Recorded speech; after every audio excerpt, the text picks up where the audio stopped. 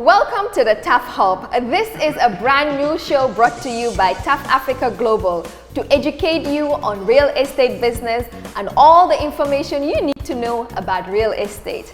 After 45 years of construction and real estate development in 8 African countries, it is time to share my experience, and it can only be done in the TAF Hub. We will be inviting experts who will give you facts and the right regulations on real estate development. Join us every week on our social media platforms for an exciting show. You can also watch us on JRTS TV every Sunday at 8:30 p.m.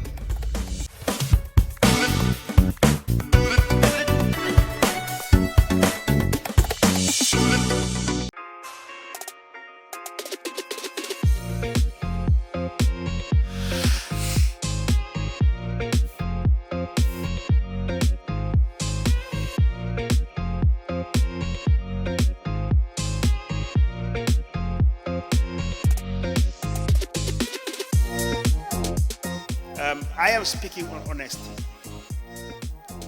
and I'm not too sure, maybe by the time I'm ready with this, it will generate some public debate. Or is he really honest? But it's always good as a leader that you do things, with your conscience, and there will always be debate. And that's what happens with leaders. We are not all the same. As a Muslim, I always take example from the Prophet ﷺ. And in Islam, the first pillar of Islam is worth. There are 5 pillars that you need to believe in or to do to be a Muslim. And the first is to believe in our Creator, Allah subhanahu wa ta'ala, and that Muhammad ﷺ is the Prophet. If you miss that, you are not a Muslim. But despite the fact that he was a prophet that was sent by Allah, that we believe in,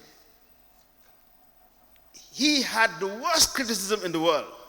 Some of the things that they told him, they will never tell any of us. And from his own people. So that's a good example in leadership. In Christianity is the same thing. So that's one thing that you need to understand in leadership. You have to develop a little bit of thick skin. You don't listen to, it's good to listen to people for opinion and so on. But if you focus these days on, listening to people, especially naysayers, as the new word is, you cannot progress. So you have to be led by your conscience, doing what you think is right. What is right? What attributes are that is right that you're doing? And the rest will always say something bad or wrong. So that's where I come from. So let me now focus on honesty. What I think honesty is. Honesty, I think, is about truthfulness, being truthful. Honesty is about your conscience. Now let's define conscience. What is conscience? Conscience is something that is within your inner self. That when you close your eyes, or you are in some place that nobody is looking at you, you are only thinking in your own heart and probably with your Creator. What is it that you feel in your inner self that is right that you are doing? That's your own conscience. That is yourself. You're not doing it for anybody, but just for yourself. And this probably, in this definition might fall even in other that are listed here. So that's about truthfulness. Deflinga gomne moy diga. This is what the truth is. That it is wrong to give a bribe. That you must believe in it. That is what I believe. I'm not doing it because I cannot afford it. Yes, all of us do know that Mustapha Njie can give away $500 easily or $1,000. So if I find a public officer standing out there in the street, yes, it's under the hot sun. Yes, maybe if you analyze it very well, it is somebody's need. He or she needs it because he wants to buy a bag of rice and can't afford it. So arguments can come from all that. But being being honest and truthful about what I am doing and being, it's that I will not give this away, because for me, I'm encouraging bribery, which is wrong. That's not honesty. That's not being honest. So therefore, it's about your conscience, what you're doing, that it is right. So that's one of the things that I feel that honesty is about. And in honesty, there are attributes that comes with it. And some of these, are integrity, which is listed here. That you must have integrity in yourself to be truthful, to be honest. And basically, we hear this in Wolof all the time. I'm sorry I am quoting all these in Wolof, because that's my mother tongue. Danga jombale sa bopa dara. Now look, Mandal, yes, everybody's doing it, but I feel it's not right, and I'm not going to do it. Something very, very common when you are in a public place, where there are a number of people. What is right is that you queue. Anywhere you go that there is public demand, or there's a crowd, big crowd, you find people queuing. Like, for example, going into a bus. If you have traveled outside of this country, especially in the advanced world, people queue to get into a bus. People queue to get into a train. You go to the airport, anywhere that you are being served, you queue. You go to a restaurant, you queue. You go to the fast food, you queue. But what do you have here? You stand there queuing, and then somebody just comes and goes straight to the counter. That is not right. So that's about being honest with oneself. And you will say, look, whatever happened, yes, people are doing it, but I'm not going to do it. So that's about your own integrity. And again, the attributes of straightforwardness. They will tell you, oh, wow, degala, why, hamga tamid, warlo khona wa. Or again, we hear all the time, dafa nahari deret. Most of the times, wherever you find somebody who's straightforward, those are some of the things they will accuse you of. Why four faker could nahari deret? Anybody, who's nahari deret? Lu degala buga. Because you cannot be nahari deret and also not saying the truth. They will go spot on, straightforwardness. Oh, no, this is not right, and you should not do it. And you know that you should not do it. Oh, who are you? Why are you telling me? So then they divert the whole issue. The issue is no longer about addressing what he has done wrong, but now they want to change the course and say, oh no, but why do you tell me? But it's not the issue.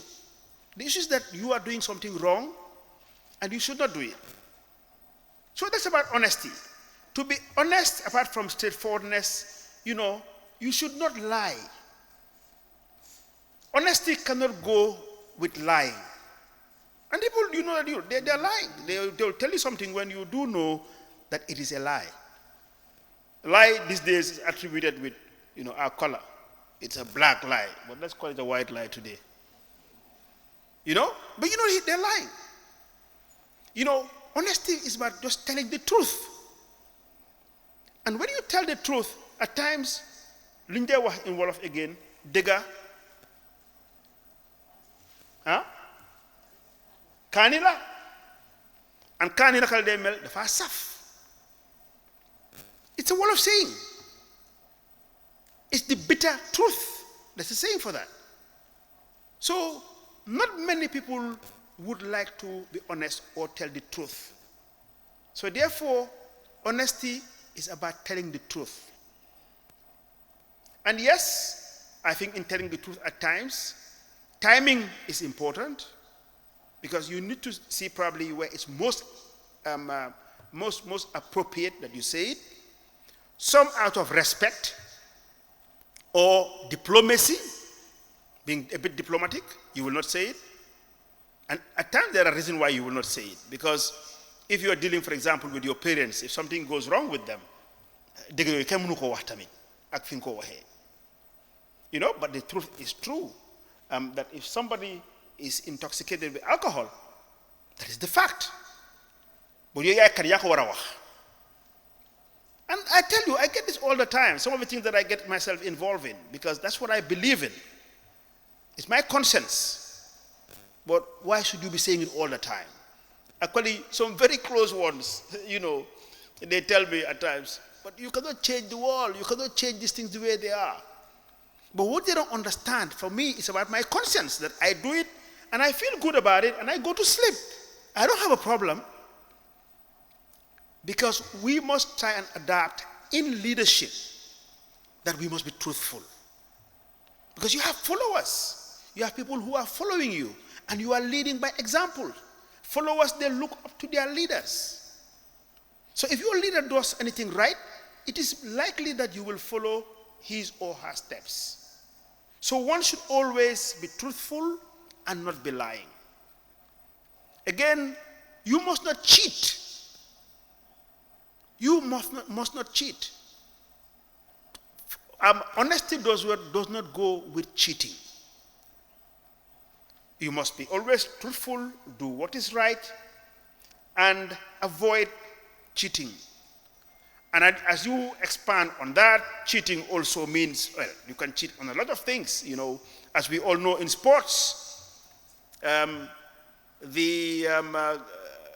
drugs that they take, that's considered cheating. The steroids. We've seen people being stripped out of accolades that they have won, medals that they have won. But they go further and they strip them of these awards or these medals are given because they cheated. They took steroids, that enhance their power, whatever, to be ahead of their competitors. So you must not cheat. All these are very difficult ones, though. They're very difficult at times not to. My late uncle, Dr. Ibrahim Asamba, he used to tell me, he was a man of wisdom. And he contributed a lot to who I am today. So he will tell me, Modu Mustapha, and in Wolof, dangane do jël bribe de, do lifin de, waye am nañu xamne. So ubbe sa drowa yow rek nga nekk fa nga fekk fa xaalis buñ fa dugal. Ñi ko delo duñ bari de. But we must develop leaders, and that's why you are here today. That's why you are privileged. You are chosen to be those who are at the top, at the creme of leadership. That's why we're investing in you today. That you must have this attribute. That you must be the one that I am honest enough not to do this. I will not cheat. A good example, and I make reference for you, go into YouTube and please Google up the UBA security officer that found $10,000 in UBA in Lagos and declared it. Imagine, security guard, he picked $10,000 and took the money to the manager. That, I found this here. Somebody left this here. $10,000. How many of you would have returned it? Let's check. $10,000. Ah, boy. Yeah. $10,000. Ken gisula camera yi doxut. Doko delo abis yo doko delo or na ma doko delo. But the guy, now let me continue the story. So please go, it's in YouTube. Just Google it up in YouTube. Search it. The UBA security guard that found $10,000, something like that, you'll find it. Guess what he had? He was honored at a UBA end of year awards or whatever. He was given money. The money is there. It's all listed. Nigerians, that's my people them, Like Hajan. So, who is the head of UBA? Head of UBA, the chairman? Come on, guys. What's wrong with you guys? Some very, very prominent that you should know. Tony Elomelo. Tony Elomelo, you know the Tony Elomelo Foundation. He helps, his foundation helps young entrepreneurs like yourselves. So he's the chairman of UBA. He's a billionaire, but very prominent in social media. Like, he's probably much more prominent than me. He's on every link. So he started by giving the man, I think, $10,000 or $20,000 on stage. They called him up. He was with his bow tie and everything, as a reward of being honest. And what you did, boom. There was a governor who said, "Okay, I'm going to come." Then they started putting money. The guy walked away, I think, with thousands of dollars, plus a car. Some gave him a car. I think even a house. But that's the price for honesty.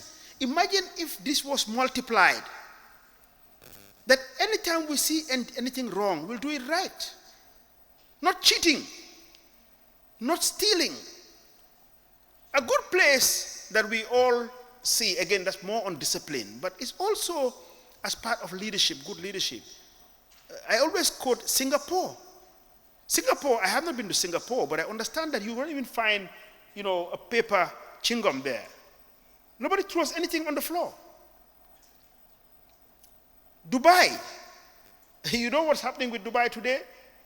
They have banned us, Africans, not to go there on visa, and we're doing everything possible to get in. Dubai actually started, real Dubai was after 1970. Before 1970, there was only one-story building in Dubai. And Africans, we had our independence in the 60s. But today, all of us, African, anybody who thinks that you have it, you have to go and enjoy Dubai. Leadership again, good leadership. So in Dubai, certain things you will not do there. Very close to us, very, very close to us, is Rwanda. Rwanda, look at Rwanda. 1994, there was genocide. Today, it's one of the cleanest cities you see in Africa. And everybody wants to go to Rwanda. Everybody wants to emulate Rwanda. Because some of these bad attributes, which doesn't come with honesty, is practiced there. Now, honesty is about also trustworthiness. There must be trust. Because in being honest, honesty must be displayed in relationships. What relationship? One, let's start. You are born a kid, or as a parent, you have to be honest to your child. You cannot tell your child that these vibes are wrong, and then you go and do it. You are not being honest with him or her. So you start from that stage. And then as you are growing, with your peers, with your siblings, you must display a level of honesty. Then you go to school with your teachers, fast track. Then you end up getting married with your spouses. There must be honesty. You must not cheat on your spouse. You must be honest with him or with her. Then you get employed. One bad saying that should be erased from the wall of saying of today, that nobody should say it, we should erase it. What is it? Harbi fiñ ko takala leke. Moy sachal. So you find somebody has his hay, all work, toil the soil, do everything, and then pile it up there. You nga ñoo taka sa har bi fofu and expect the har to go and eat the hay, which is not yours. That is wrong. But we have that saying, which should be banned, that it shouldn't be said. And we say it very commonly. Those who are cheating, those who are stealing, they work in Sunyukir or MFH trading. You are a storekeeper. They've given you some goods to look after. You have been paid a salary. And then you're finding the weakest point to steal the products to go and sell them. And we know that this happens. Huh? You go to the market, certain places, they only sell stolen material. We all know this. So, but then if you confront him or her, what does he say? That's not right. You're not being honest. So, as an employee, you have a contract with your employer. And in a contract, there are certain stated agreement, rules and clauses.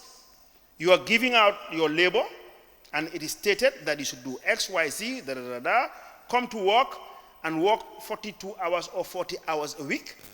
Monday, it's from 8 o'clock to 4 o'clock. You have a break at this time. And then in return for your labor, you are being paid so much. And then if you do well, you're being given a bonus. It's all clearly stated. But you go on to all these other things you want to bring in, which is not part of your agreement. So you are being dishonest. That's cheating. That's wrong. So as leaders again, these are some of the things, the reason why we're having this academy, this leadership academy, is to bring you up at this very critical stage of your life. To grow up with these things. Now, oh, me, I'm not going to do that. I told you about blowing your trumpet. Me, certain trumpet I blow, huh? I'm sorry, I blow my trumpet. If you don't want me to blow your trumpet, stay away from my area. Or go and get your trumpet and blow also. I don't have any problem with anybody blowing his own trumpet. But if I go back, when I did my apprenticeship, I was telling my staff that yesterday I tweeted going to Atlantic Hotel. Who saw that tweet? Who's on Twitter? You saw the tweet? What did I say? Huh? Shout out. You saw the headline. You didn't even read it. So what I said was that I should have come to Banjul because my niece was getting married. But coming to Brufut from Banjul is like going to Sibanor.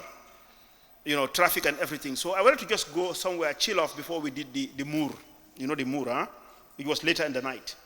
So after the first course of the event, I wanted to just go and relax somewhere. So I thought about Atlantic Hotel. It was in Banjul. So I went there. And I was so nostalgic when I stepped in. Because in 1980, I was the site engineer on that project. 42 years ago. Actually, we started in 1979 and then completed in 1980. So that's why it's 43. I was started as the senior surveyor. But then, I got promoted later in the project as the site engineer.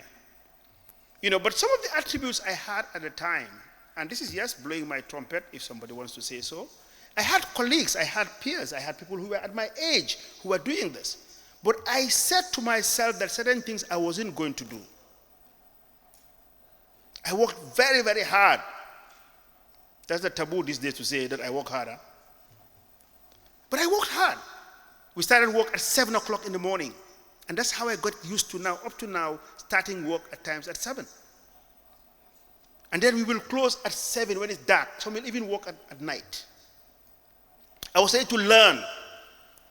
I had about 32 engineers, carpenters, masons, Europeans who were there. And my responsibility as the site engineer, I had about 4 other surveyors who were Gambian, was that anything that is being done on site, I have to vet it. Using my instrument and, everything. By the way, that's where I met my wife. So, some of these attributes, you need to have them inculcated in your brains. That's why you will excel. Now, fast track, 40-something years now, obviously, amongst all the lot who had the opportunity, most likely I'm the one who's all standing, mashallah, thank God. But yes, there's luck, there's Allah, there's God, there's prayers. But please remember that God gave us everything the same. 10 fingers, 2 hands, a head, a brain to think, a chest, feet to stand on. The rest, you have to develop it. Otherwise, we would not have been on this earth. So, certain things, you must say no to it. You must say, no, I am not going to cheat. I need to be trustworthy. The other thing is loyalty. You must be loyal. For a reason. If somebody is doing what is right to you, you must give back. Again, I'm quoting this Quran because I see some of them who have left to pray. Some of you pray on the spot. That's fine. So that's why I want to, sift a bit into Islamic. And loyalty is about, in Wolof word, wolare, kolare. You yalla dafa sala dafa latte kolare. You hear it all the time. And that's loyalty. Loyalty is about the relationship. I am loyal to him because, I owe it to him to be loyal. You are serving in the force, where there is a code of conduct. That's what you should do. So there's loyalty. You are a servant. So being honest means being loyal. Being honest also meaning being fair. Where you are in a position of leadership, you need to be fair. Because you are expected to take decisions that will affect your lives or other people's lives. Where it is said that there is a position of a computer analyst, and these are the criteria, that if you get this XYZ, the most qualified should have it. And you are at the position to decide. Why should you practice nepotism? Because somebody comes from the same race with you, or from the same country, or from the same tribe, or the same religion. Why should you consider that and not the criteria? You're not being fair. You're not honest. So honesty is about fairness. That when you are in a decision-making position that is in leadership, you must be fair in every action that you take. That yes, he is XYZ, and he's qualified and he will get it. Recently, actually, my pleasant surprise, I was talking to a state minister who is pretty new. And there was a contract that was offered to somebody. That somebody came to me to say that he was surprised to win the contract. I said, why? He said, because nobody called me. I just submitted my application and did everything I was to have done, and I won this thing. And that's not the norm. I didn't have to lobby anybody. All I had to do was to do everything that they asked for. And I got it. So I'm surprised. Can you imagine? Even just being straightforward, honest, and putting up a tender, and you put in all your paperwork and won it, you were surprised that happened. So, obviously, I have a relationship with most of these ministers, So I called the minister. So, well, I got this call from somebody that, has one relationship with me or the other. And this is what happened. He said, yes, I told the committee that we must exercise fairness, that we must administer the word to the letter, or vice versa, letter to the word. That whoever is the best that submitted the bid will get it. And it happened. Wouldn't that be nice? To have a country where we don't have to pick our phones and call somebody, or talk to somebody, or ask somebody who knows somebody to do something. And that's how we compromise things here. So in your position as leaders, we must be fair. And once we are fair, remember we are all in this game together. We will never complain. But one thing that we are very good at, anytime that we are favored, we don't complain. If you went and lobby and got everything on your own side to win the contract or whatever, or get the favor, you will not complain. But the moment that it goes the other way around, you start complaining. So that's something that we need to do. Again, being sincere. Honesty is being sincere. Sincerity. In every relationship, there should be sincerity. I don't know how to say sincerity in Wolof, but that's one of the attributes of being honest. And honesty is about leadership. That's why we have all these 12 here listed. And we're at number 10 now on honesty. So as I take my seat, I will appeal to you to be honest as much as possible in everything that you do in life. You will never regret it. The worst is to go to bed with your conscience. Even if you lose out, you will have a deep sleep. You'll go to bed saying, yes, I did what I was supposed to do. And it doesn't happen all the time. Because some go to bed knowing very well that they've done what is wrong. If you cheat, you know you have cheated. You shouldn't be comfortable with your own self and your conscience. But as leaders, these are the things we want from you. We want to develop a country, a continent, a race that will at least have few values on these that are listed here. The 12.